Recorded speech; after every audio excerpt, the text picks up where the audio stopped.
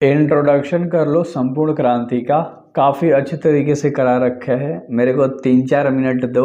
And देखो यार, हिंदी जब आप करते हो तो लाइन बाय लाइन चीज़ों को आपको करना होता है और आप ढूंढते हो। डिस्क्रिप्शन में जाना या प्लेलिस्ट में जाना और हिंदी वाला पे चले जाना। Line by line her chapter का डाल रखा है। चीज़ें बिल्कुल क्लियर तरीके से कर लोगे, मज़ा आ जाएगा और हिंदी स्मूथ लगेगा। डेली अगर आप 15 मिनट पढ़ाई करते हो हिंदी तो 95 नंबर डालोगे। सो इन्जॉय करो इंट्रोडक्शन पार्ट को। बहुत बेसिक तरीके से हम लोग करेंगे क्योंकि मैं सारे चैप्टर्स आपको लाइन बाय लाइन करके दे रहा हूँ। सभी चीज़ें काफ़ी डिटेल में दे रहा हूँ, तो अच्छे तरीके से बस आपको क्या करना है मेरे भाई, सुनना है और यहाँ पर ही नज़र गड़ा के रखनी है, ध्यान देना है बस। बेसिकली टोटल याद हो जाएगा। ठीक है, चैप्टर है संपूर्ण क्रांति और संपूर्ण क्रांति के लेखक थे जयप्रकाश नारायण। कौन था? जयप्रकाश नारायण। अब रिलेट करके याद करो। राइटर का नाम क्या है, लेखक का नाम क्या है? जयप्रकाश नारायण। चैप्टर का नाम क्या है? संपूर्ण क्रांति। तो मैं जो बोल रहा हूँ उसको आप अपने मन में बोल लो, बार बार बोल लो। बाहर बोल सकते हो तो आवाज़ निकाल के बोलो, अकेले बैठे हो तो। उनका जन्म हुआ था जयप्रकाश नारायण का 11 अक्टूबर 1902 ईस्वी में और मृत्यु यानी निधन हुआ था 8 अक्टूबर 1979। याद रखना, ठीक है, 79, ठीक है। तो 1900 बहुत ज़्यादा बार पूछा है, ठीक है। तो चीज़ें, हर चीज़ काफ़ी डिटेल में, जन्म और मृत्यु आपको याद होना चाहिए। आगे है आपका जन्म स्थान।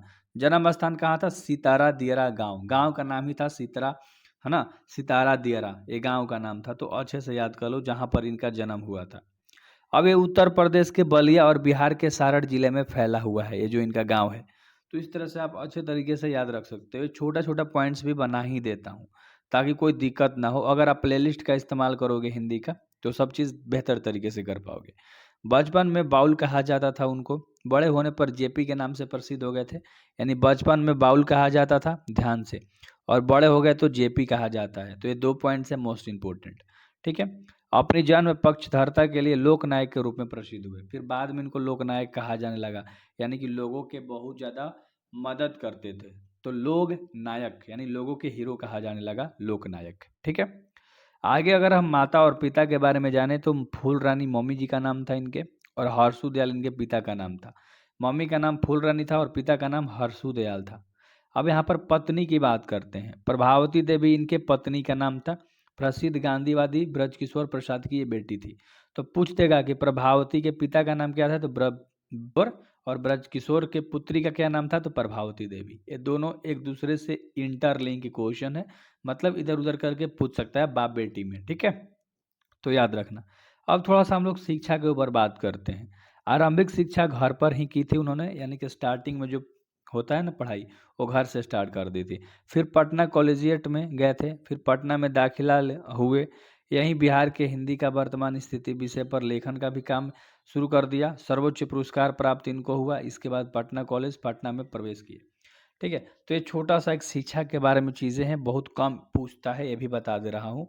टेंशन बिल्कुल लेने वाली बात नहीं है, ठीक है, कि शिक्षा के बारे में बहुत ज़्यादा जान गए नहीं मेरे भाई, 100 में 50 ऑब्जेक्टिव मारना है, ठीक है, टेंशन मत लो। अब यहाँ पर 2 पॉइंट्स है छोटे से, ठीक है। देखो यहाँ पर लिख लो कि असहयोग आंदोलन के दौरान शिक्षा अधूरी छोड़ दी थी 1922 में। शिक्षा प्राप्ति के लिए अमेरिका गए थे ना, अमेरिका गए थे शिक्षा के लिए। वहाँ कैलिफोर्निया, वर्कले, विशिंगटन और है ना, मेडिसन आदि कार्ड विश्वविद्यालय में अध्ययन किया था। मार्क्सवाद और समाजवाद की शिक्षा वहीं से ग्रहण की थी और अर्थव्यवस्था के कारण पीएचडी न कर सके थे और घर लौट आए। यानी कि जो घर की अर्थव्यवस्था था ना, तो घर में बहुत ज़्यादा दिक्कत होने लगा, तो उसके चलते वो पीएचडी बेचारे नहीं कर पाए, ठीक ना। और राजनीतिक जीवन के बारे में अगर हम लोग बात करें, यानी कि राजनीतिक जीवन जिसे इलेक्शन हो गया, नेता उता का जो जीवन होता है, तो उस तरह से 1922 में कांग्रेस में शामिल हुए थे, कांग्रेस में। और 1932 में सविनय अवज्ञा आंदोलन के दौरान जेल चले गए थे, ठीक है। और जेल से बाहर निकलकर कांग्रेस के अंदर ही कांग्रेस सोशलिस्ट पार्टी के गठन में अहम भूमिका निभाई थी। फिर 1939 में, फिर 1943 में भी जेल गए थे, याद रखना कब, 1943 में भी जेल गए थे और 1939 में भी जेल गए थे, ठीक है। और जेल गए थे। 1942 के आंदोलन में विशेष प्रसिद्धि मिली थी। आज़ादी के बाद 1952 में प्रजा सोशलिस्ट पार्टी के गठन में योगदान दिया था। कब? 1952 में। धीरे धीरे सक्रिय राजनीति से स्वयं को क्या कर लिया मेरे भाई, अलग कर दिया, ठीक है। स्वयं को क्या कर दिया, धीरे धीरे करके अलग कर लिया। 1954 के विनोबा भावे सर्वोदय आंदोलन से जुड़ गए। फिर 1974 में छात्र आंदोलन का नेतृत्व किया। आपातकाल के दौरान जेल चले गए फिर से। इनके मार्गदर्शन में ही जनता पार्टी का गठन हुआ था। यानी ये मार्गदर्शन करते थे, मार्गदर्शन, जैसे रास्ता बताना हो गया, कैसे कब क्या करना है, गाइडलाइंस देना हो गया, तो सारी चीज़ें ये किया करते थे। आगे अगर देखोगे ध्यान से तो यहाँ पर कृतियाँ है, ठीक है, यानी कि कुछ काम के बारे में है, इनके बारे में बात किया गया है। रिकंस्ट्रक्शंस ऑफ इंडियन पॉलिटी, कुछ कविताएं भी लिखी है इन्होंने, डायरी और निबंध भी इनके कुछ प्रकाशित हैं। जिसे सम्मान की बात करें, देखो सम्मान इनको कौन सा मिला था, ध्यान से देखना। 1965 में समाज सेवा के लिए मैगसेसे सम्मान मिला था, 1965 में, और 1998 में भारत रत्न मिला था। ये 2 पॉइंट अच्छे से याद होना चाहिए। अब यहाँ पर छोटा छोटा दो सा एक इम्पोर्टेंट पॉइंट्स है।